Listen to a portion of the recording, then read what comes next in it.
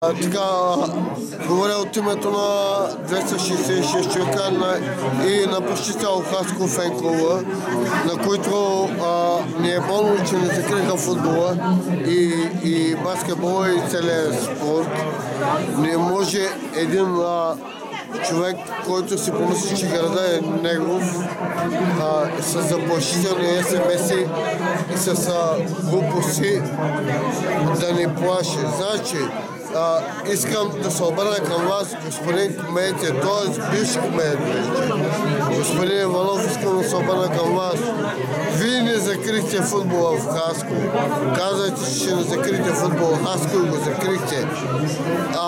Аз казах, че ще ви закрия мандата и ви го закрих. Благодаря ви повече. Автобуси има за Узунджово. Лек път. Това ви пожелавам.